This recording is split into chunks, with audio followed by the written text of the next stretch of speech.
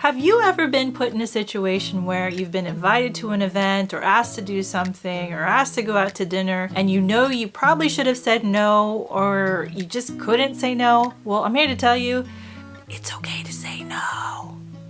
I promise.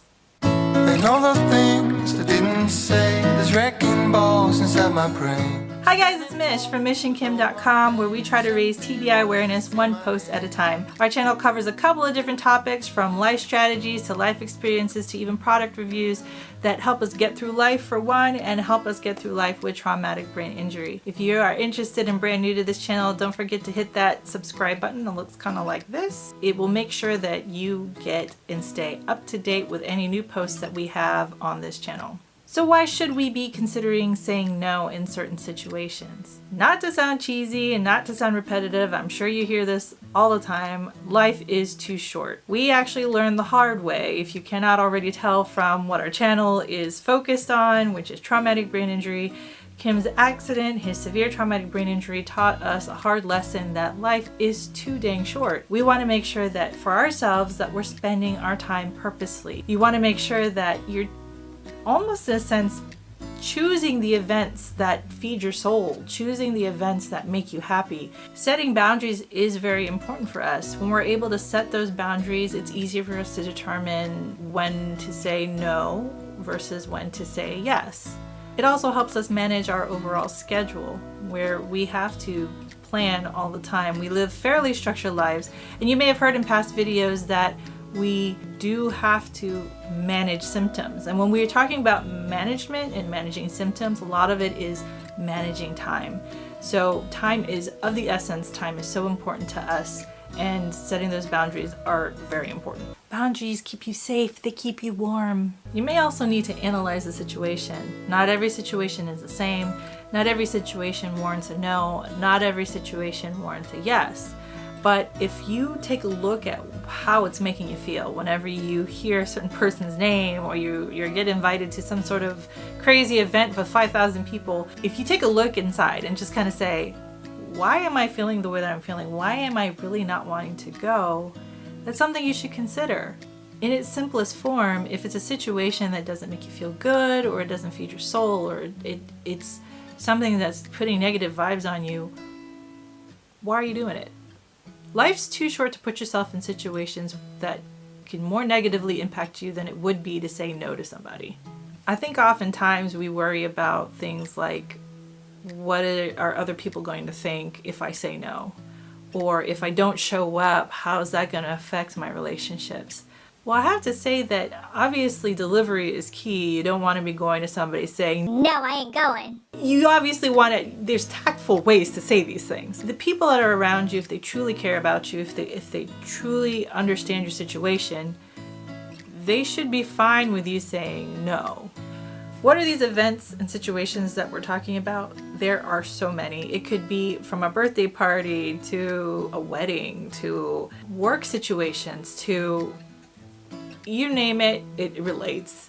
For us, we've said no to all kinds of different things, but it's never out of negativity. You know, it's never because we don't necessarily want to. Well, I take that back. There are times where we don't want to go to things, but it's never out of malice. You know, we try to go to what we can. We honestly do. We try our best. We try to say yes where we can say yes, but in the times that we have to say no, we say no.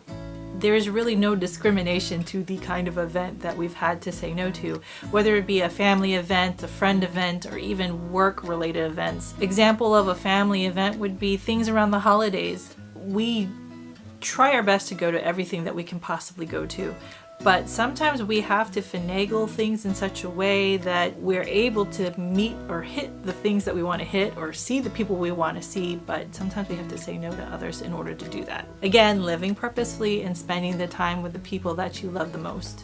Now, friend events aren't any different. Granted, we do prioritize family events over friend events. For a little while in the beginning, we did have a hard time setting that boundary. We weren't sure what people would think if we didn't say yes. And we learned the hard way when we always say yes. Kim had a hard time managing his symptoms. Whether it be managing symptoms or managing life or not being overwhelmed, you sometimes have to say to yourself, is it really worth saying yes? Now, work events can get a little tricky, more so than the friends and family, because you're obviously trying to keep your 9 to 5 and you're trying to continue making that money, but there probably are situations or areas where you can really kind of sit down and weigh and have conversations. I think that's the key. Understand that you can have conversations with your boss or with your coworkers to help set those boundaries and help them understand where your limitations are, or where you can and cannot help. If you're always constantly saying yes, that's not a great way to set boundaries. You got to give yourself room to grow. So if you allow yourself the opportunity to say something like, I may not be able to handle that right now. Give me a second, let me get these out of the way, and I will get on that for you right as soon as I can. That's better off, in my opinion, than going straight out saying, yes, I can do everything in the whole wide world. And again, that's sort of relative. If you're the overly ambitious type and you live off of that stuff, then by all means go for it. But if you're the person that is going through a traumatic brain injury, for example, or dealing with symptoms from some sort of health situation, or a person like me where I perform really well under a certain amount of stress, but if you put me over that, I'm done. If I'm under that, I'm bored. So you kind of know what, again, boundaries. You got to know where those boundaries are. You got to figure out where is it okay for me to say no and where it is okay for me to say yes. So the hardest part of all this is determining how the heck do you say no. I mean, determining the boundaries is difficult. It does require a little bit of practice and understanding where your boundaries lie, and a little bit of self-reflection. But I think the hardest part, in all honesty, is how the heck do you say no when it comes to getting up to the plate and just saying no. You could be the person that is just straight up and in their face. No, I ain't going. But I'm not quite sure how that does for relationships. Or you could be like us, where we try our hardest to be sincere, to be honest, to be concise, and not make it the drama of all dramas. No is an option. You just have to make it an option. Not only do we try to be sincere and try to be honest and straight to the point, we also try to find an alternative option if we can't do an event at that moment. We just let them know that, hey, maybe there's another opportunity next weekend or the week after. Let's plan for it. Let's put it on the calendars and shoot for that. And again, don't make it the drama of all dramas. Just move on.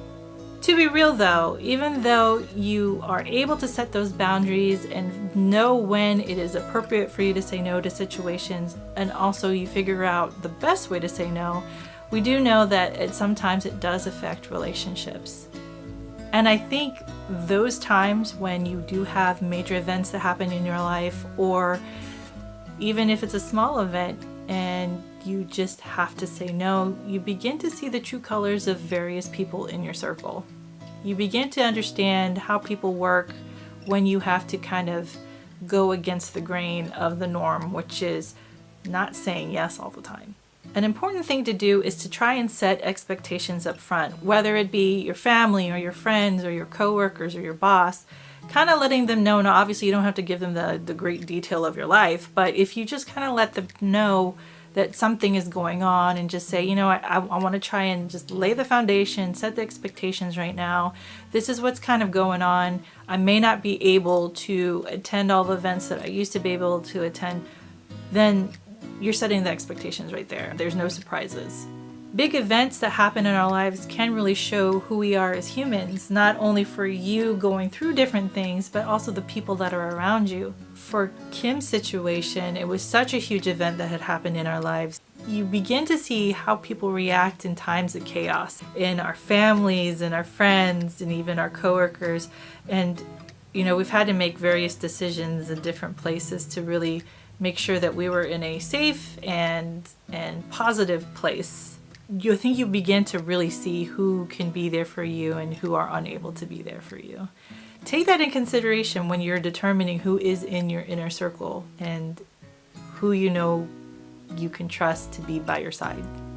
So just a reminder, you don't have control over anyone else's actions and reactions. You only have control of your own actions and reactions. Be mindful of how you're emoting and how you're coming off across. And I think that sincerity again, and that ability to be honest, and the ability to be clear and concise, and setting boundaries and setting expectations can go a long way when you are trying to put yourself in an area of, I cannot do that, sorry, I have to say no. And for those that might be on the other side of the coin, where you're not necessarily the person that's doing the declining or saying no, maybe you're the person that's sending out all the invites and one of your friends continuously says no, take a second to try and understand why. It may not be something personal. It could be like in the case of us, where it isn't personal, we just have to say no because of symptoms arising. Reach out to them. Maybe if you're wanting to understand more, I'm sure that if you reached out to them, they may be able to explain a little bit more with what's going on in their lives. Speaking of living purposely and living a meaningful life, question of the day: what are the things that make you happy? What are the things that bring you joy? What are the things that make your heart flutter? Put them in the comments below. It is okay to say no in those situations where you have to protect yourself, your sanity, your well-being. Remember to set those boundaries, set expectations where you can, really communicate with your peers, with your family, with your coworkers to try and get them to understand that you may not always be able to say yes to situations. There will be times that you have to say no. And on that note, I hope you enjoyed this video. It's a lot of me and a talking head. I really apologize for that. But this is an important topic. I think it's important to know that you don't have to say yes to everything all the time, especially when you're trying to take care of yourself. Thanks for watching. It really means a lot. You keep us inspired, and hopefully that the content that we're putting out is meaningful to you and is helping you in some shape or form. Don't forget to like the video if you enjoyed it. Don't forget to subscribe, and we hope to see you in the next video as always. So peace. Look at my shirt. Even my feelings have feelings. So this is my office. This is where the magic happens. No, not really. This is where the video creation happens. We hope that we get to see you in the next video. Peace. Poke myself in the eye.